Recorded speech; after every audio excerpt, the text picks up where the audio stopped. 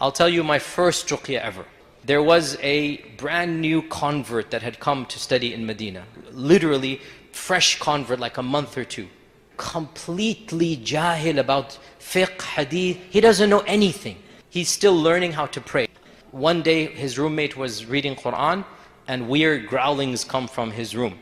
And they come in and they find him writhing. Clearly he's possessed and whatnot. And so his roommates start reading Quran over him. And one of them was a friend of mine, and he knows that I'm studying with the Shaykh. So I get a phone call in my apartment. It's like, Shaykh, you gotta come over. You gotta come over quickly. There's somebody that, we need you for. It's a ruqya session, whatnot. And of course, I'm just a graduate student. I'm excited. Okay, get into my, Ghostbusters mode. Yeah. Who are you gonna call? That's it. Yeah. So he calls up YQ. He's like, come on, I need you here. We got somebody writhing on the floor. Come do ruqya. And I'm taking a class with the Shaykh. I'm like, yeah, I can handle this, don't worry. Zero experience, plenty of book knowledge at the time, right? Put the thobe on, just drive to the dormitory. They were in the dormitory. And so the brother's lying down, and I spent 2 hours the whole time there. So I remember many incidents happened there. Of the things is that when I first started reading Quran, subhanAllah, again with my own eyes, it's a very thin brother, just wearing a thobe. I could see the jinn moving up and down his body. His body is rippling as if there's like an alien entity going up and down. And I would put my hand on his chest and I'd see it like fluttering away. And I put my hand there and it goes back up and goes here. And I put my hand here and it goes, so I'm literally watching his body. You can't make your body ripple. You can't have just ripples coming up and down the body this way. And I'm seeing with my eyes that rippling taking place, and I'm beginning to panic quite a lot in this regard, okay? Because this is really bizarre.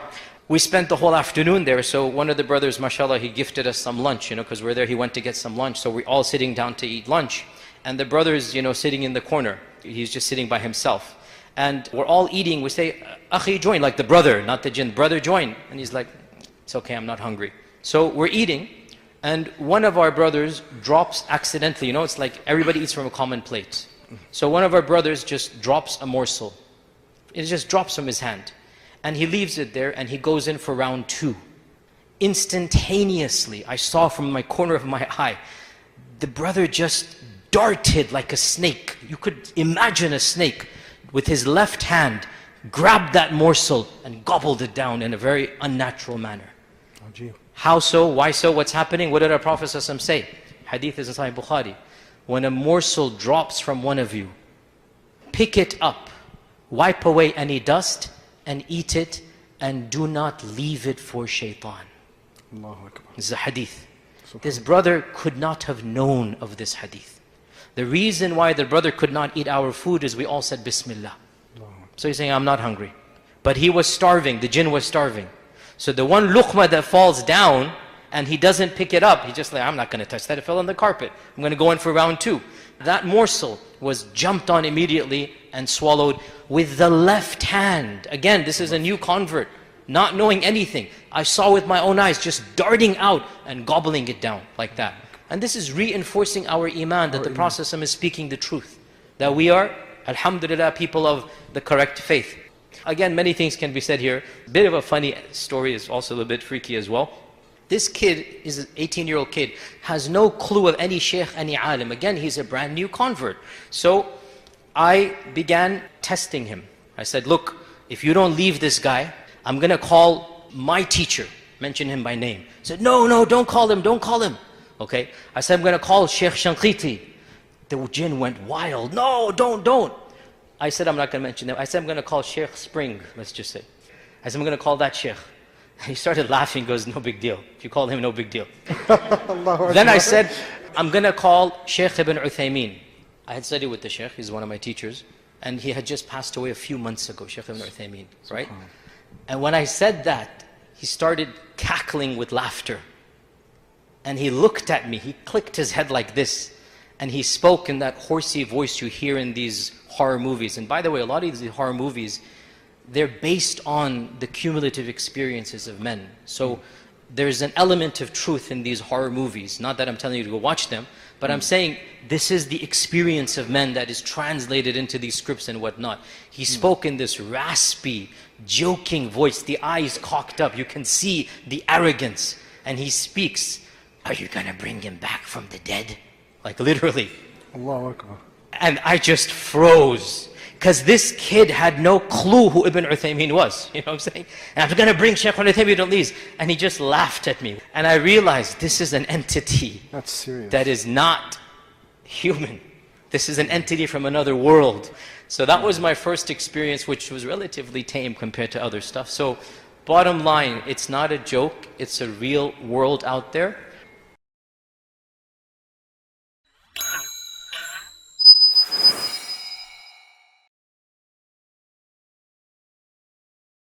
I have experienced this in my own life. The adhkar is a mechanism that protects you from that entire world. Multiple experiences I have had my own life where my adhkar have protected me. One of them, a simple story, it's not that difficult. I had a very difficult ruqya session, and I went home and I did adhkar on myself before going to sleep. And in the middle of the night, you know, there's this state that you're not asleep and you're not awake. That's typically when the jinn's going to come. You kind of wake up, but you're not awake. Okay? I could see a dark figure coming. I'm half asleep, half awake. I'm neither awake, neither asleep. You think you're asleep, but you're not. You think you're awake, you're not. It's that time. You see the dark figure coming, and I see it walking in my room clearly, even though it is pitch black. But I know it's there. I'm not seeing with my eyes, I'm seeing with my brain. And I see it, and it stops. And I know it stopped because there is a barrier because of my ruqya on myself. Because I did the adhkar. You know when you go to sleep? Yes. You blow yourself, right? I never in my life, no matter how tired I am, no matter what's happened, no matter what state I'm in, I never go to sleep without doing ruqya, because I have been attacked multiple times in my life with these entities. And I have seen when I do ruqya, there is a wall. And I remember that night clearly that I did ruqya in the daytime. I think even that was the same incident that happened in front of you that time. That I did ruqya at that time, and I went to sleep and I did the adhkar.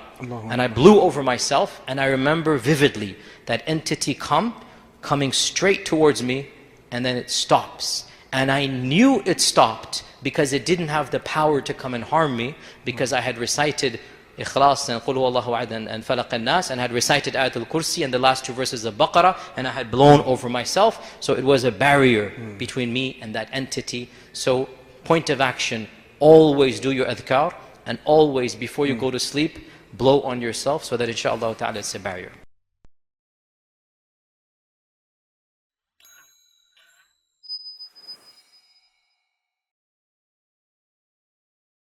I want to talk to you about what is the reality of sihr. Why does it occur?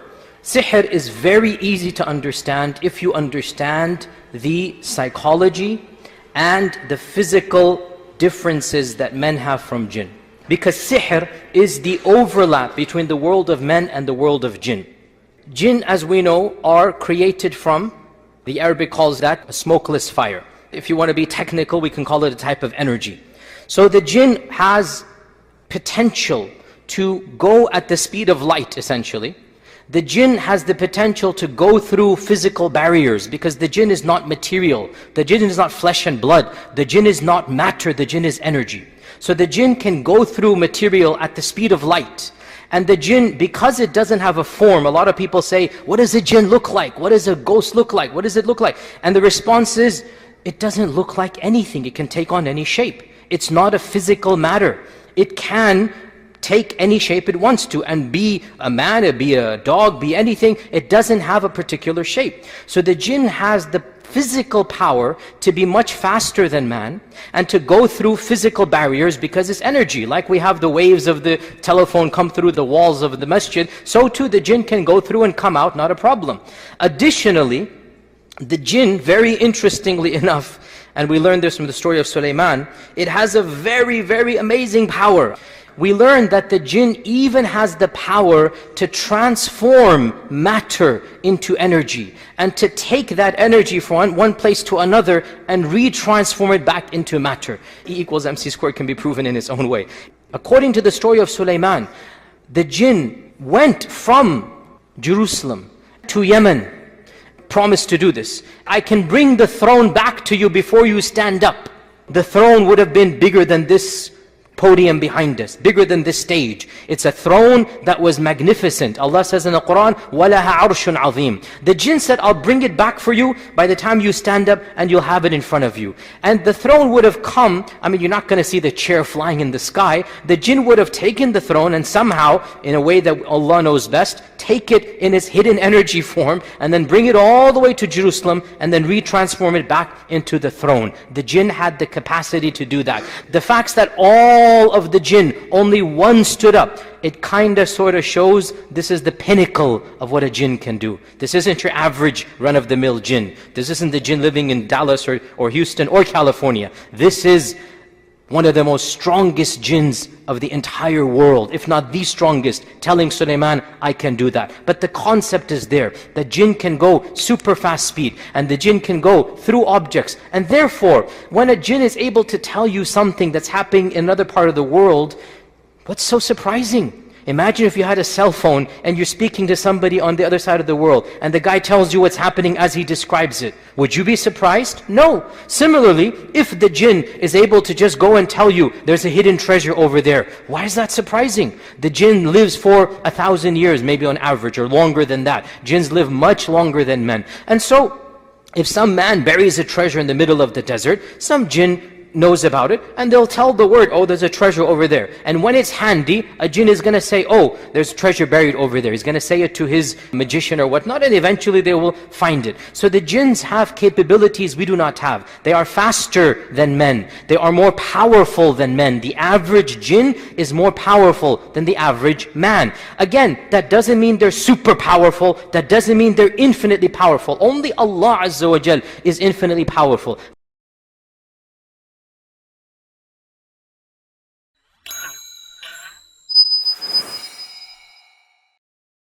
The average jinn is physically stronger than the average man. I myself have seen a little lady, petite lady, 5 foot tall, literally. It's just a young teenager possessed by jinn. We were doing ruqya on her, and 7 men were holding her down, and she's struggling to throw all of them off. And my friend he grabbed her, he had to because she was harming people. He grabbed her, what do you call this lock? What do you call that when you grab from behind?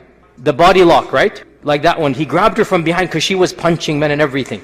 And this is a little lady. She took her head and she whammed right back on his nose. And the guy is like, what's going on here? So I saw with my own eyes, 5 foot. And she became more powerful than 7 men. But in the end, 7, 8 men eventually did bring her down.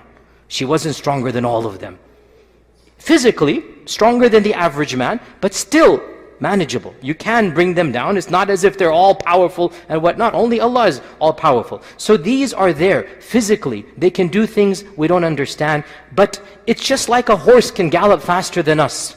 Like an elephant is stronger than us. The only thing that freaks us out is that the jinn is invisible to our eyes. Allah says in the Quran, إِنَّهُ يَرَاكُمْ هُوَ وَقَبِيلُهُ مِنْ حَيْثُ لَا تَرَوْنَهُمْ. They see you from a paradigm you cannot see them from. They can choose when to show themselves to you. They can see you from their world. We cannot see them unless they choose to show us their world.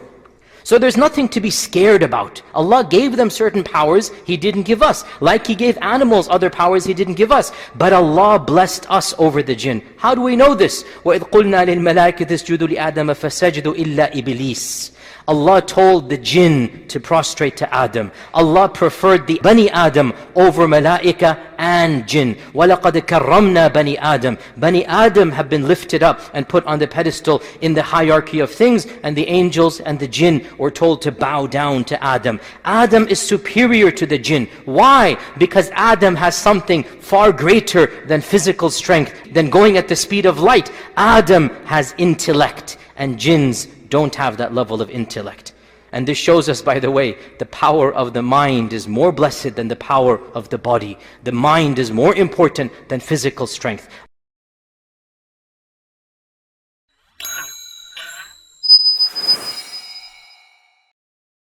Allah blessed Adam with a greater intellect, a greater fahm. عَلَّمَ الْإِنسَانَ مَا لَمْ يَعْلَمْ. Allah taught Adam. وَعَلَّمَ آدَمَ الْأَسْمَاءَ كُلَّهَا. The angel says, سُبْحَانَكَ لَا عِلْمَ لَنَا إِلَّا مَا عَلَّمْتَنَا. So Adam was blessed over the malaika and over the jinn because of the power of the aql, because of the fahm that Allah subhanahu wa ta'ala gave. And therefore, intellectually speaking, the jinn are nowhere near as intelligent as men are. Some have said they are like children in their intellect compared to men. And that's one of the reasons why they're so stubborn, as every Raqi knows. Just stubborn like a toddler throwing a tantrum and not wanting to give up. Hours go by and they're not going to give up. That stubbornness is because of their intellectual capabilities. So the Bani Adam are more intelligent than the jinn, and Allah has blessed them above the jinn. Therefore, the jinns from the very beginning have had what modern psychologists call an inferiority complex.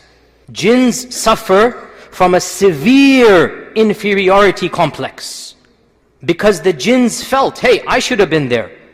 Allah Azza wa Jal tells us in the Quran that Iblis says, Ana khayrun min. That was supposed to be me. Why did you tell Adam to be the one on the podium? I'm the one that's supposed to be there. So the jinns always wanted to be number one. The jinns always wanted to be the best, but they're not. So they suffer from an inferiority complex. Now, given the fact that they have an inferiority complex and yet they are stronger and faster and physically more powerful than men, what is the net result?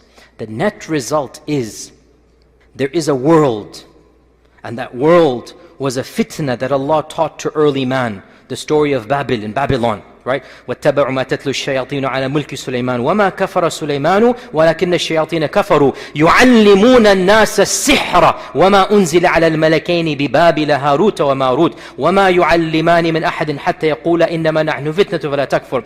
In the nutshell of a story, that Harut and Marut were angels that Allah sent to the ancient city of Babylon. 5,000 years ago or 10,000 years ago, the earliest city of mankind was Babylon. And Allah sent two angels to inform mankind, because this is ilm al-ghayb. Mankind would never have known at all that we can communicate with the jinn. So Allah sent Harut and Marut. And Harut and Marut were angels. And they taught mankind that we are a test from Allah. Do not come close to us. We are a test from Allah. Literally, like the warning signs, the carbon radioactive dating, do not come close.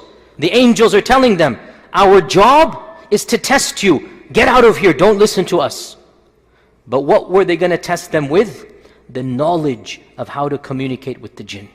So they explained a methodology. And they said, if you follow us, if you listen to us, this is kufr. إِنَّمَا نَحْنُ فِتْنَةٌ فَلَا تَكْفُرْ. So all of the methodologies and mechanisms to call out to the jinn, they are madhabs that go back to this origin. Because they're different madhabs. You have the Ouija board, you have the dolls, what do they call the voodoo dolls, okay? You have the knots that are blown. These are all different madhabs that all go back to the experiences of the Sahara, of the magicians, that goes back to the origin of Harut and Marut in the city of Babylon. So initially man was taught, this is what you do. If you wanted to call the jinn, and if you call the jinn, it is kufr, don't do it. Mankind didn't care. They said, we want to do it. And thus magic began.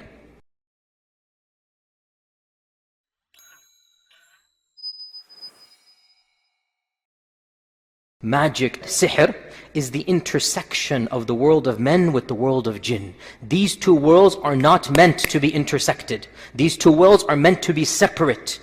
And if an accidental crossing takes place, it is easier to repel. As any Raqi knows, if a jinn comes into our world and causes some fitna and fasad on its own, it's much easier to repel rather than sihr. Because what sihr is the following. Listen to me, 5 minutes and you will understand magic, and inshallah never be scared of it for the rest of your lives. Magic is an evil person who has sold his soul to the devil in order for the shayateen to perform some tricks for him. It's like you feed your horse or your pony to go gallop fast. The only difference is you're not feeding a horse or pony, you are feeding a demon. a shaitan. So what the sahir is doing is giving the jinn the one thing that the jinn wants. What does the jinn want? Your American Express card with expiration date? Your cash? What is the jinn going to do with your cash?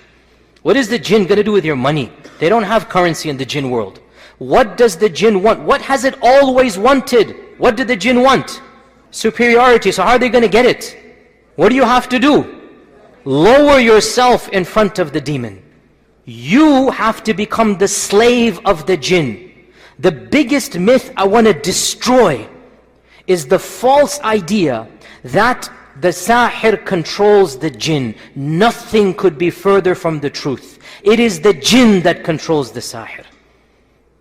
The magician is a filthy, evil, disgusting creature of a human, excuse of a human, that has sold itself and its dignity and its izzah and its iman and its taqwa in order to do sacrilegious deeds for the demon. And that's why these things of get a toad of a, eye of a newt and go to the graveyard at 3 a.m. and get the blood of a donkey. Why? Because the jinn wants to see that sahir humiliate himself. Go to the graveyard at 3 a.m. Do tawaf around the grave. Who's going to do that?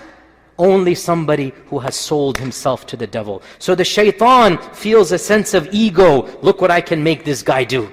Right? Run him around with the tip of my finger. Do whatever I tell him to do. So the sahir becomes the worshipper of the jinn, not the other way around. How can a human being control a jinn? How can anybody believe this? By what will a human control a jinn? Whips? Chains? What? How will a human control a jinn? There is nothing that the human has that the jinn can be controlled by. That's what Allah gave to Sulaiman. No other person has that power. The jinn controls the human emotionally. It tells the human, do this, do this, do this. The human does it. In return, what does the jinn do?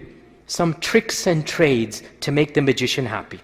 You want me to go and harm somebody? I'll go harm somebody. Now you got to go and worship me in this manner. You want me to go plant some bad stuff in a person's house or possess a body or break up a marriage? Okay, I'll go do that, and now you continue to worship me. The jinn does something utterly trivial for its world. In its world, it just does something that it is physically capable of doing. Allah gave the jinn certain natural powers to be invisible, to be super fast, to do things hidden manner. For example, the most common type of magic is يُفَرِّقُونَ بِهِ بَيْنَ الْمَرْءِ وَزَوْجِهِ, where a husband and wife are not able to have a happy marriage. And if conjugal relations are attempted, perhaps something supernatural, perhaps the husband feels a physical pressure, perhaps something happens. These are things that are manifestations of the jinn. It's not that difficult for the jinn to push a man back. How is that difficult? Why are we scared of the jinn? The jinn is simply like a bug, an insect. You understand it has certain irritable qualities, but you understand it. It's not something you need to be like supernaturally terrified of.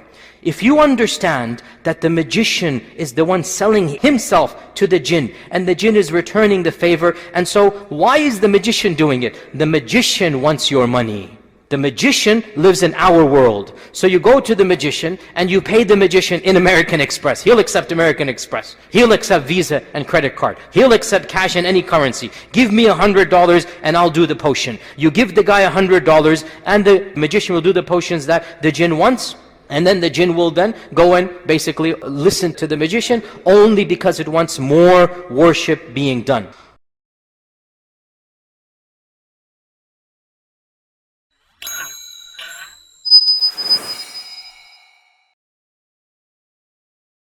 Another thing we need to know is that jinns work in gangs. Jinns are the mafia. So the magician approaches the godfather, the don. The jinn approaches the don, the godfather. And the godfather sends its minions. Generally not the one that is approached isn't the one that will go and do the sending. It's the worker class of the jinn. They're the ones that are sent. Because the godfather jinn has an entire mafia under his disposal. Thousands and thousands of jinn. And you just send the jinn, so that jinn will then be persistent for years, decades, and live in your house, cause issues. And that jinn is getting whatever recognition, and I don't know their internal currency, but it's getting a benefit from the don. Right? It's getting something from the big guy, and so it's doing what it does, and a lot of times it's also scared of the big guy. A lot of times is terrified of the big guy. Once I was doing ruqya, I said to the jinn, after a long time, why are you still here? Just leave. And the jinn said, I can't leave. I said, why? Just leave. And the jinn said, I'm scared. If I go, then he will kill me. Who is going to kill you? The one who put me here. The one who brought me here, meaning the head jinn, whatever the dawn would be. I'm scared he's going to kill me, he's going to hurt me, so I have to stay here. So internally, they're doing whatever they can and they're getting it done. So bottom line, sihr is merely the intersection of the world of men and the world of jinn. Once you understand the reality of this world, you should not be scared of it in the slightest. It is a nuisance, it is an irritation, but it's not something that brings about supernatural fear. Also, realize this, that the jinn is absolutely terrified of Allah and the name of Allah and the dhikr of Allah and the speech of Allah. The jinn is terrified, and that is why if ever in your life you feel the presence of a jinn, you see something supernatural, it will be terrified if your bravery is manifested to it because of Allah subhanahu wa ta'ala. The fact that you have no fear. And I have experienced this, and I know all of the raqis in the audience know this firsthand. You stare at it straight, and you just say, as the Prophet ﷺ taught us to say, memorize this phrase, Bismillah, Ana Abdullah, Ukhruj Aduwallah. 3 phrases. Memorize them. Bismillah, in the name of Allah. I'm not powerful. I'm not going to do anything. I am connecting with Allah. Bismillah. I am the servant of Allah. I speak with Allah's name now. I'm not speaking in my name. I speak in the name of Allah. Get out, O enemy of Allah. You say this with firmness, and you will see. I hope Allah protects all of you. I hope you don't see. But if that ever happens, now the opposite. And I understand it's a bit terrifying, but put yourself now in the psychology of the jinn. If you start wailing, screaming, cowering, what have you done, brothers and sisters? What have you done to the psychology of the jinn? Empowered it. Empowered it. That's exactly what it wants to see. You groveling in the corner, terrified. That's what gives it the power. And that's why hadith in Abu Dawood, our Prophet ﷺ said, there was a man who was on his camel, and the camel for no reason reared backward and was about to throw the man off. And the man said, La'natullahi ala shaitan. Allah's curse be on shaitan. The Prophet said, don't say that. When you say that, shaitan becomes so big, he's bigger than a house. Because you have mentioned him as the cause of your animal rearing upwards. Rather, listen to this, say Bismillah, and shaitan will shrink until he's smaller than an ant. This hadith shows us, when you connect with Allah subhanahu wa ta'ala, what you're doing is you are shrinking the power of the jinn. You're eliminating the power of the jinn. Sihr, it doesn't make any sense. You wake up and there are bruises on your back. You wake up, there's marks here. You're having constant miscarriages, and the doctor's like, everything is normal. The only issue comes with sihr, it's not that easy to kick it out because there's a binding that takes place. There's a knot that has happened. There's some type of issue. So it requires long sessions with a professional or yourself. Feel free to do it with yourself as well, but just know what you're doing. Ask an expert or whatnot, and you can do ruqya on yourself. There is no easy way to battle sihr. Have you guys done the symptoms of sihr? So some of the symptoms of sihr, number 1, levitating in the air. If you see somebody levitating in the air, you know it's sihr. Okay, clear, that's the joke. Number 1 symptom of sihr is bizarre, scary dreams. Number 2 symptom of sihr is you feel somebody is there when nobody is there. You're conscious, there's an entity or a power. Number 3 symptom of sihr is inexplicable problems or disasters that cannot be explained. Anything that science can explain, medicine can explain, is not sihr. You go to the doctor says, oh, you have this issue. That's not sihr. If the doctor can analyze it and the doctor tells you this is the problem, that's not sihr. Sihr is supernatural problem. Sihr, it doesn't make any sense. You wake up and there are bruises on your back. You wake up, there's marks here. You're having constant miscarriages and the doctor's like, everything is normal. I've done all the tests and there's constant miscarriages for no reason. And every doctor scratching their heads, you're totally normal. And the third week, fourth week, always there's a miscarriage around the same time frame. This is a symptom of sihr, that you don't know what's going on. Between husband and wife, everything seems fine. And then all of a sudden, when there's some romance, all of a sudden extreme anger or inexplicable feelings or pushing or whatnot. These are supernatural symptoms. When these exist, and only when you find them. Otherwise, if these symptoms don't exist, it's not sihr. I have to say this. Most of what we think is sihr is our imagination. It's not actual sihr. So, if you are not sure about a supernatural sign, then assume it is not sihr. There has to be something palpable. Bottom line with this, don't be scared of these entities. They are creatures of Allah like all other creatures. And if you turn to Allah, you are more powerful than these creatures. These creatures are terrified of iman, of taqwa, of dhikr, of the Qur'an. They can't stand it. And if you show fear, that fear empowers them. If your heart is trembling, cover it up and speak with a voice and say, Bismillah, I speak to you in the name of Allah. I am the servant of Allah. Get out of here, enemy of Allah. You say this with iman and thiqah, and you are going to be the one who is powerful. Allah says in the Qur'an, وَلَا يُفْلِحُ السَّاحِرُ حَيْثُ أَتَى. The magician will never be successful wherever he comes. The one who does dhikr and the Qur'an, the one who turns to Allah, will always be the one who wins over sihr in the short and in the long run. May Allah Azza wa Jal protect all of us and our families and loved ones. May Allah subhanahu wa ta'ala allow there to be barriers between us and the world of the shayateen. May Allah subhanahu wa ta'ala give us all righteous children and righteous grandchildren that are firm upon their iman and are protected from the world of the jinn and the shayateen.